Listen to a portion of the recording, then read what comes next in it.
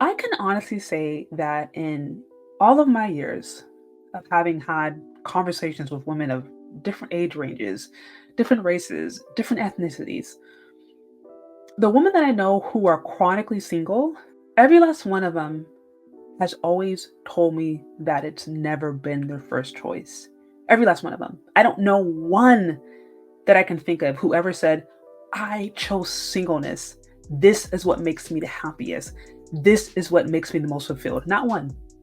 Not one. Usually, when I talk to them, if they're honest, some of them may admit that they don't really know how to be in relationships. They haven't figured it out. They find men difficult to deal with, or they have their own insecurities, they have their own struggles, or they feel a little bit awkward or whatever. And so they've just kind of found it easier to learn how to focus on their career. They found it easier to do other things. And then there's some who just have had, just a series of really bad relationship, and they're just in that season. But of all of the different conversations, and I'm talking women in their, 30s, 40s, some of them going into their 50s, Asian, Black, white women, Latina women. This consistent theme of, this wasn't really my first choice.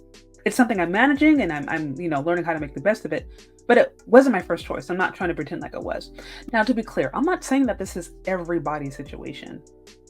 This could just be that I just happen to have a random selection of friends who, for some reason, all tend to just believe the same, although they, have different political backgrounds, different orientations, different age ranges. Just for some reason, it could just be that all of them somehow happen to have this similar desire, but then not everybody's like that. It could be that, or it could also be that most women still internally desire, and just most humans internally desire to have a partner, and there's nothing wrong with that. Now, with that said, I came across this video I thought was really intriguing. It's about this woman. I think she runs a page that's dedicated to Black women who want to travel abroad, who want to repatriate, and who want to enjoy their life. And her video was about why she is a 49-year-old woman and she is happy and she is single and she is living her best life and she is not worried about a man. So I wanted to review it because, as I mentioned before, the women that I've talked to who have found themselves in that situation, an honest conversation reveals that they're usually not the happiest about this, but they're just making the best of it. But like I said, I could be wrong. I could totally be wrong. I don't want to say this is every woman, but I'm just curious to see her perspective. So that's what we're going to look into, guys. But before we do so, be sure to like, share, and subscribe to this video, and we'll get into it. I'd like to talk about why it's so upsetting to some people to see Black women living a life of peace of mind, joy, travel, freedom, liberation, without centering men. I'm 49 years old. I have no husband. I've never been married. What does a fulfilling life look like for me? Like, what does a full life look like for me? And how will you know if you're waiting until marriage or waiting until you have a partner to start living a full life of your own? Okay, so real quickly, off the bat, something really interesting she said on how people are upset that Black women are living their lives happy and free, decentering men. I find that really intriguing. I mean, Black women, I think, are quite successful at decentering men, so much so that only 1 out of 4 of us are married. From what I've gathered and what I've seen, I don't think anyone is mad about Black women enjoying their lives. That's not the issue. What can happen is if a Black woman is using her enjoying her life as a reason to promote misandry and saying, well, these, I don't need to be with these dudes, no way, because all they do is bring drama, or these men are ABC, X, Y, and Z. Like, if you're using your liberation or freedom as a way to promote misandry, that's when people usually get mad. And unfortunately, I have seen this trend sometimes in some spaces where, Black women will talk about having an alternative way to live, which is, okay, that's fine. That's what you want to do if that makes you happy. But then they'll use that now as a reason to just shame men versus just being like, I'm having fun, I'm living my life, and that's it. And so this is what I've seen. I'm not saying that that's the case for her, but I've kind of seen this trend. It's usually if in some way, shape, or form, that whole conversation, there's like digs being made or there's things being said or done to basically promote misandry. And some people don't even know what misandry is. Misandry is basically hatred or dislike of men. living a full life of your own? Are you just like on pause, waiting for that part of your life to start, for the rest of your life to start? If you are, or maybe were, or think you might be, or have been, this video is for you. I just want to talk to you for a few minutes today about what my life looks like today, being 49, with no husband, never been married, and maybe never will. And then also I want to talk to you about how I decided for myself what a full life looks like. Stick around to the end, and I'm also going to point you to a couple of resources that help me live this kind of life that might help you live that kind of life as well, if that's what you want, right? I'm not here to tell you what you want, okay? But first, if you're new here, welcome. My name is Stephanie Perry. I'm a house sitter. I'm the creator of House Sitter School and the co-creator of Exodus Summit, and I help Black women take a sabbatical or career break, bop around the world as a nomad, move abroad, house sit, live their dreams while embracing ease. If any of these things sound good to you, please subscribe to my YouTube channel. Hit the subscribe button, please subscribe. You can do it. It's free. Thank you. And then turn on notifications, ring the notification bell. You'll be notified when I post a new video or when I go live. Welcome. All right, I'm in Cape Town, South Africa. South Africa with some friends in a big old house. And I want to talk about living a fulfilling life with no man, right? I love traveling. I've had the opportunity to travel to a couple of different countries. I actually break down in a recent video how to travel safely as a Black woman. So be sure to check that out if you haven't done so. I offer some really easy practical tips on making that journey safe. No husband. I'm a straight woman, so when I do date, I date men, right? But you could fill this in for whomever you date. Okay, fill in the blank. How do you live a full life without a partner? Yeah, I think we could just get into it. The reason I'm making this video is that some men left some comments. Actually, some people left some comments. Let me share them with you now. I got a couple of comments from some people, and so I figured I might as well address this right away.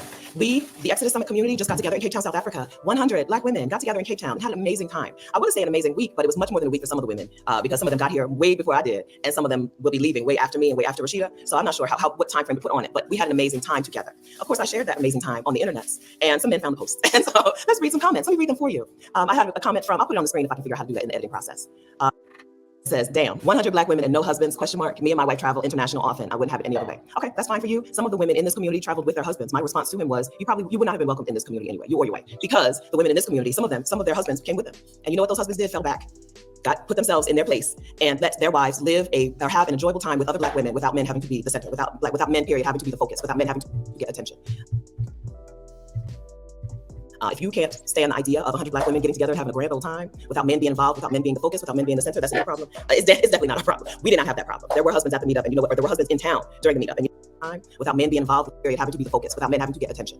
If you can't stand the idea of 100 Black women getting together and having a grand old time without men being involved, without men being the focus, without men being the center, that's a new problem. It's definitely not a problem. We did not have that problem. There were husbands at the meetup, and or there were husbands in town during the meetup, and you know what they did when we were together? Something else. They did something else. Okay, and not my business what they did. But then we got a comment from who says, it's so sad that Black women have been left without a husband and have to do everything alone or rely on other women. I never thought life was going to turn out like this. Just what you need to do, friend. You're not asking for advice, but what I think you need to do is get in a community with Black women who are happy with their lives. That's got nothing to do with whether they have a husband or not. Once you get in a community with Black women who are happy with their lives, who are moving in a direction that they cannot wait to get to, who are living their dreams, you're going to be less focused on whether or not there's a man. Some of the women at the meetup have husbands, and I don't know it because they're living their lives without that being the focus, without being the center. She says, you forgot some Black women left those same Black husbands to have some peace, okay? So let's go ahead and get into how I live a fulfilling life with no man at 49 and a half years old. So now we are understanding the context.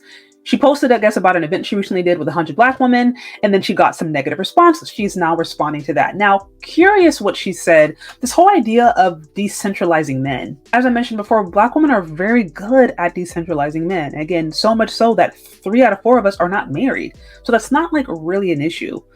Now, you know, a while back I talked about this idea of Black male privilege, right? This whole concept that was introduced in, it's been introduced and kind of thrown around in different theoretical spaces in the educational realm. I broke it down. One of the different theories of Black male privilege is that essentially Black men get more attention, right? And that is considered privilege.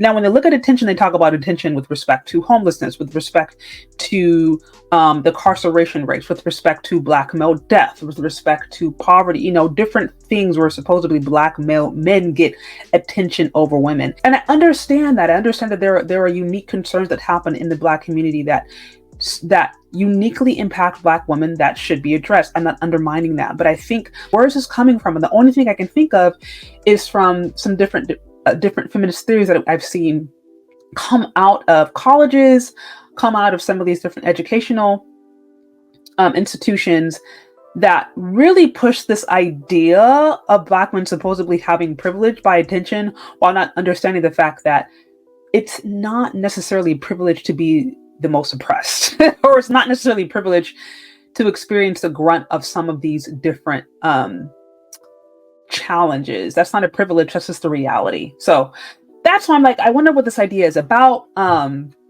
Then even this idea of Black men kind of falling back and knowing their place, that language to me is so interesting. does my fulfilling life look like? I get to be wherever I want in the world for as long as I want to be there. And that is very fulfilling for me. Travel is a thing that makes me me, right? When I'm traveling, when I'm in a new place, in a new environment with a nice ocean view, right? Some bougainvillea and palm trees, then I am more me. So that is a thing that fulfills me. Doesn't mean that you have to travel to be fulfilled, but it is a thing that fulfills me. It gives me a full life, 360 degrees of life. I get to do those things because of my YouTube channel. So thanks for being here. Because of the coaching that I do, because of the virtual summit that I co-host with career break coach Rashida Dow called Exodus Summit. Because of those things, I get to be where I want, when I want. But it's not just a matter of being where I want, when I want. It's also a matter of being able to spend time with whomever I want, when I want. That is what takes me from a life that other people envy, right? Being able to travel full time, from a life that other people envy to a life that I am in love with, because I get to spend time with people that I love. This house has many bedrooms, and the bedrooms are full. Okay, the bedrooms are full these few days, a week long extended weekend with Black women who are here to spend time with me. Friends, family, more than family, sisters, 20-year friendship, sisters, right? It's filled because I have made a full life for myself and made sure that I include those women in my life instead of pouting and being lonely and sitting at home sad because there's no man. I did a video with my friends. Maybe you guys seen it, maybe you haven't seen it, a couple of months ago, where we talked about our single phase and how she made this reference of women going home and crying themselves to sleep on the pillow. And I'm like, that's actually very real for a lot of women. I'm not saying this is all women. Maybe there's, like I said, a group of them out there who are actually very able to live happy and fulfilled, have no partner and not miss anything and not cry and not feel sad and lonely. Maybe that exists. My personal opinion is that most women aren't meant for that. 3 out of 4 Black women decentralizing men, only 1 in 4 Black women in America being married. No, I do not believe that that is God's perfect will. I do not believe that's how God created us. I don't. I think that is a result of culture. And I think that is a result of just this current climate. But I can't say that the majority of Black women are going to be happy by themselves. No. Putting off renting a beach house and getting yourself a beach house Airbnb because it wouldn't be full, it would be empty and you can't do it alone. Work on nurturing the relationships with the women in your life. The first thing that I know for married women, right? Like I said, my mom's married. My mom's been married since 1960 something. I don't know. That's probably a number I should know. 1967 or 68, she's been married since, okay? And but one thing I know from women who have husbands is that that relationship is not going to be the thing that gives you a whole life. In fact, that marriage, that relationship could possibly really, really flatten your life out. My life is filled with relationships with women of all different races, of all different ethnicities. So I have such fulfilling friendships. I'm so grateful for my friendships. I'm so happy for the time with my girlfriends, the times we can go hang out. But at the end of the day, there is never if you were a heterosexual woman, there is never, ever a substitute for a man. There is never a substitute for masculinity. Never.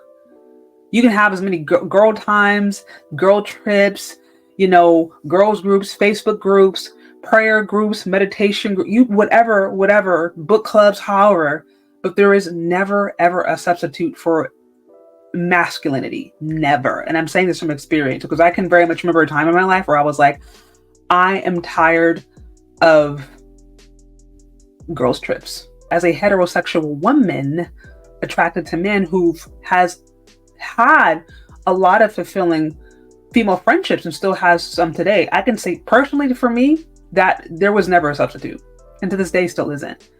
I feel like I need both, parlay upon both, personally.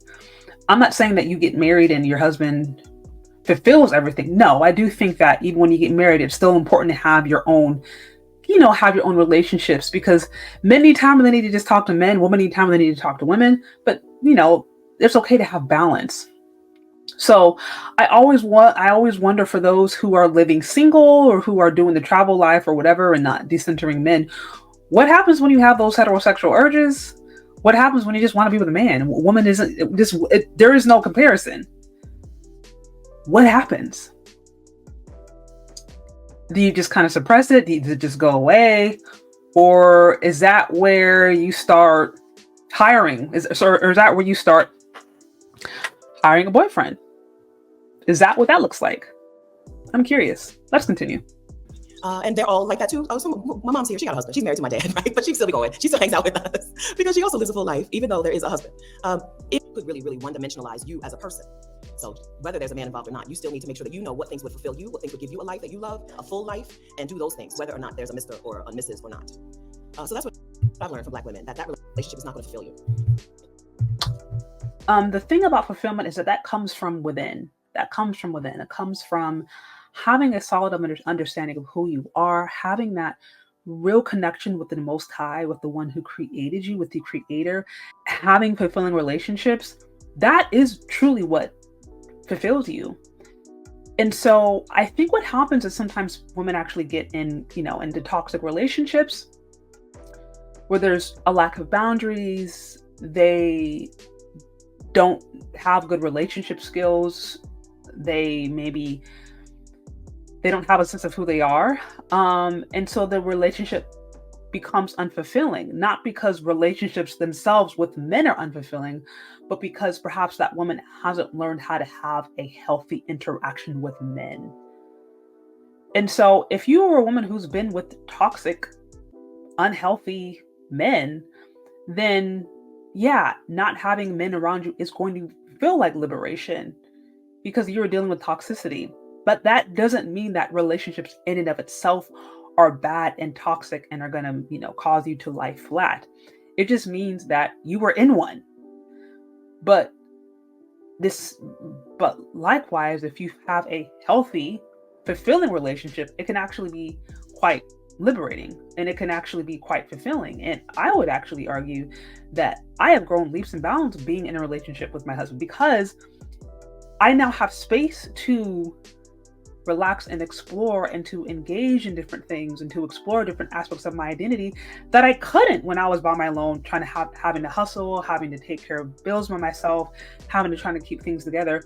There are aspects of myself that I didn't even have space to engage with when I was just trying to survive. So actually, having a husband has helped enhance my own sense of self because now I have space to do things and to engage in things and look at things. I have that foundation. Whereas before I didn't. And so I think it really goes back to the quality of who is that person already when they get into a relationship. If they're not filled beforehand, which I agree, you do need to have a solid sense of self. But if you're not healthy, then you get into a unhealthy relationship. Yeah, it's going to be draining. Yeah, it's going to be, now it's going to feel the pressure of, yeah, it's going to feel whatever. But that's not to say all relationships are like that. That has everything to do with how healthy you are as a person. That has really nothing to do with relationships in and of themselves with men. In fact, if you're married to an American man, that relationship is just going to take from you. Okay, maybe I should move on. I'm not a therapist. I need to say these things. Oh, okay. I think we learned a little bit more about her just now. So it sounds like she has not had the best experiences with men in the States. And I mentioned this before that in my opinion, in my observation, women who find liberation outside of relationships with men are generally women who have had previous toxic, unhealthy relationships with men, right? Because if you're in an abusive relationship, one that's just this emotional roller coaster, there's all kinds of cheating or there's whatever, if that's what you're in, that's draining. And when you're outside of that, it can feel peaceful. It can feel liberating because you're no longer attached to something toxic. So usually whenever I hear women equate singleness with liberation, what that is telling me is that they have either been in toxic relationships or seen women who were previously in toxic relationships. And that's sad. Like I'm sure many of us have seen that, been through it. It's not fun. But I think it's also just it's healthy to be reminded that not all relationships are like that. There are actually relationships out there that are quite fulfilling and that actually help enhance the person. I think it's important to remember that too. I'm not a therapist. I'm not a coach. I'm not any of those things, or a social worker. I'm none of those things. I'm just a woman who just talks to women for a living. And what I hear from them is that quite a few of them are living better without a spouse, a partner, a husband than they were with. So take that however you choose. Okay. I'm just telling you what I know, what I hear. So first thing, that husband won't fulfill you, or even the children. None of that is going to fulfill you as a person, especially if it's just wrapped up in work, wrapped up in obligations, wrapped up in requirements and duties, tasks and toiling, right? And not in you developing a real relationship with yourself. So if you're putting off the good parts of life until there's someone else involved, stop that today. Stop that today. That's the first point that I want to make. The second point that I want to make is that so interesting to me that having kids and the work associated with relationships is considered toiling. Now, as I mentioned, if you're trying to make a toxic relationship work with a person who doesn't respect you, who's maybe abusive, who's adulterous, who doesn't work, or who just is overall a unhealthy individual, okay, that's going to feel like toil. But the basic effort needed to maintain a relationship and to help grow the next generation, I don't think that's toil at all. That's actually a privilege, and it's a beautiful thing when you can have legacy and you can have people that you can be a part of building a foundation with. That's actually quite a beautiful thing. So it's interesting that would always be associated with toil. And again, The only way I think a person could come to that conclusion is if what they have seen has been toxic or what they have experienced has been toxic. But again, that's where we get to distinguish toxic situations with healthy situations. Look, I know people personally who have been in toxic marriages, who have been in toxic relationships, have toxic situations, who can take a step back and acknowledge that while they had a toxic experience, not all relationships and all marriages and all families are toxic. They can say, no, that was just me. That's because of where I was at. That doesn't mean it's all like that. So let's just try not to throw out the baby with the bathwater. The women in your life, are the people who are going to be the ones who sustain you, the ones who feed you, the ones who help you grow, the ones who help you live out loud. Based on information that I have gathered, it's the women relationships that are going to do so much more for you in your life. Rashida Down, my business partner, who is also staying in this house with us, who is here hanging out with us, she said that quite a long time ago, that she wished more Black women would decenter their romantic partnerships, or the quest for romantic partnerships, and spend more time nurturing their female friendships, because those are the relationships that are going to do the most for you. In my experience, many other women, white women, women of other cultures, are taught how to get along and how to thrive with a man. Black women are taught how to thrive without men. And for those of you who don't think this is true and you are just so convinced that Black women are male identified, again, how are 3 out of 4 of us not married? Clearly, we have mastered decentering men. Clearly, this whole idea of because essentially what's being said there is nurture your female relationships because this male relationship is not guaranteed to either fulfill you, and it's essentially not guaranteed to last. That's, the underlying message that I'm getting from it. And actually, that's kind of sad. That goes down to a history of just really broken, unhealthy relationships. This is where I think, instead of just going so quickly into all men are toxic or all women are this or whatever, I think it's a part of figuring out who you are and knowing your interests and knowing your desires. It's also, I think, equally as healthy to understand your relationship skills and understand whether or not you have activities or behaviors or things about yourself that make you attracted to certain kinds of men or attracted to certain kinds of relationship dynamics that are unfulfilling or not. That's also the work that's equally as important. Not just figuring out your interests and what is your dream life, but figure out, do I actually really have the good, healthy skills to know how to get along with a man, especially if that's what I want. And I think what happens sometimes is women have a bad string of relationships and they just say, look, this just hurts. It's easier for me to just travel, or it's easier for me to just do this, because they don't want to do the work to figure out why they have not been able to find a healthy relationship. Because that's painful. It's painful. That's painful stuff. That might require you looking in the mirror and being like, hey, actually, I'm codependent, or hey, actually, I'm really critical, or actually, I'm really controlling, or actually, I'm demanding. Like, doing that work can actually be really hard and be really humbling, but it can also be really beautiful, because sometimes that exploration also can help open the door for you finding a relationship that is fulfilling, that is healthy, where you don't feel toxic, where you don't feel like you're being oppressed, where you do feel like it's a healthy relationship where both people are being nurtured. And so I do think a part of this work of enjoying yourself and living your life while you're single, I would also encourage those women, especially who want to be married or who want to be in a healthy relationship, to not overlook the work of doing internal work. And honestly, that requires, I think, a solid relationship with God. That's foundational to me, is having that faith, because ultimately it's God who can change you and can change your heart. But there's also different programs and things that you can do to kind of help get real with yourself. There's different 12-step programs. Which a lot of black folks are coming from, backgrounds of addictions or backgrounds of abuse, codependency, narcissism, BPD addiction. Look, there's all kind of different stuff. So if you're a Black person, there's probably some program out there that you could learn how to also be self-reflective and learn what are the things that I've done or maybe doing that are hindering this area of my life. That is equally as important, especially if you really do want to find love, because you can find love at any stage. Let's continue. I do that in part because I heard Rashida say those words, right? I think I was already working on it. We spent time together. I spent time together with my little squad of friends in a few different places over the last 4 years or so, since I've had enough money to do things, right? Since I've had enough money to do things. Anytime I'm somewhere, I've invited Black women to join me, either Black women who are friends or Black women who I want to be my friend. And it's been an amazing experience. And Rashida's right. Okay. So number one, that relationship that you have with a man probably won't fulfill you anyway. So stop. So decenter that. Number two, don't put off the good things until that relationship comes, or because that relationship is ending, or because that relationship is over. Don't put those things off. And number three, nurture the relationships with your girlfriends, because those are the things that are going to be more filling, more loving, more giving to you, more reciprocal, I would say. My girlfriends who have relationships, who have real friendships, right? Real girlfriend friendships. I think those relationships are more reciprocal than their marriages, than their partnerships with their spouses, from what I see, right? I don't live with them people, but that's from what I see. So let that be. If that's how it's gonna be, let it be like that. Some of you right now are saying this video is not what I thought it would be, right? I thought she was gonna get on here and talk about being lonely and how to feel the loneliness. No, it doesn't happen. It doesn't happen because of the intentional work that I've done in building relationships. It could have been that. That could have been my life. I'm 49, as I said, and a half. But in my 30s, I could have been a person who was moving in that direction, in the direction of a sad person who thinks that life has to be put off until there's a romantic relationship. Because I did think life had to be put off until I was 65, until I could retire from work. But once one of those things was no longer true, everything was no longer true, right? Once it was no longer true that I had to have this magic number living, and once it was no longer true that I needed to just hang in there until I'm 65 and then I could live a good life, I also no longer felt like I needed to hang in there until I had a husband and then I could see the world. Hang in there until I had children and then I could be happy, right? I don't have that. All of those dominoes fell for me with the first domino. How did that first domino fall? How did the first domino fall that taught me that I didn't need to wait until I was 65 to live a full life, right? That work didn't have to be the center of my life until I retired, that I could start now with a life in 360 degrees. It started with a career break. It started with me taking 1 year as an adult where I didn't work. That year for me was the year that I was 41. When I was 41, I quit my job as a hospital pharmacy technician where I made $22 an hour. I quit that job to travel for 1 year on my savings. That year changed everything about my life.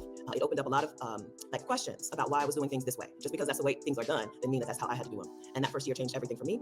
So you're welcome to take some time and decide on what one dream of yours might help you fulfill all of your other dreams. For me, it was taking a year and not working. I think for a lot of Black women, that is the tipping point or the starting point or something. It's an important point for a lot of Black women because work has been so central in our lives, so central to our identities. And once we strip that away, we get a chance to start fresh. Notice that she says, decentralize men, but then she goes on to say that work has become centralized. So that's what I'm saying, ladies. We don't really need to work, especially as Black women, on decentralizing men. That's kind of like an ethos in the Black community. We've learned how to do that for decades. But notice how she goes on to say, in centering work, in centering career, in centering job, it kind of puts you in this place sometimes of also feeling stuck and also feeling like this isn't fulfilling to me. So that kind of goes back to my bigger point. Fulfillment truly does come from within. It truly does come from within. But as someone herself who decentralized men, she found herself still, hitting this wall of discontentment when she centralized work. And then she alluded to many women doing the same. So the bigger point is, when you're decentralizing men, you still could find yourself being discontent because you're just now trying to fulfill with other things that are not really meant to fulfill you. So ultimately, if you want to check out the rest of the video, you can, find the link in the description. I do appreciate her sharing her point and her perspective on it. Ultimately, if she's finding fulfillment in her journey and her path, shout out to her and shout out to those women who are with her, doing their thing, living their life. I will say honestly, I don't believe the majority of women can do that happily and be honest with themselves. I think most women in my experience who have found themselves in that situation aren't doing it by choice. Again, the exception being if you were in like a long-term toxic relationship, then at that point it does feel like liberation. But if you were chronically single for a long time and you really, really want to find love, don't try to pretend like going to a couple of different countries is going to fulfill that. Traveling abroad, going abroad, hopping all around is no fulfillment for a relationship, a healthy relationship with a man. Girlfriend trips, book clubs, emails, tea parties, dessert, sipping paint, whatever y'all do, is also no fulfillment for having a healthy relationship with a man. If you want to have a healthy relationship with a man and you just don't know how to do it, then it's okay to let that be a focus. It's okay to go through the steps to actually determine how do I get along with a man? Because quite frankly, many of us just weren't taught how to do so. And then we are attracted to that which is toxic. And then it can be easy to step away and be like, oh, all these men in this country are this. All these men in this town are that. And meanwhile, never having once looked in the mirror and said, well, what did I do to attract these kind of men? Is there something in me that maybe needs a little bit of fixing? And again, I'm not saying that from a point of judgment, because I've had to do the same thing and I'm still doing the same thing. I'm just saying, if you're a person who really wants to be in a relationship, it's truly possible. But some of us might need a bit of a learning curve. And if you are consistently surrounded by people who only have toxic relationships, then that might be worth investigating. Because best believe, not everybody out here is being oppressed or living a flat life, who is married or has kids or whatever. Some of us are very much feeling like our life is enhanced as a result of it. So anyways, those are my thoughts. What do you think? Do you agree? Do you disagree? Let me know. Leave your questions, comments, concerns in the comment section below. Thank you so much for listening if you've gotten this far, and we'll talk later. Bye.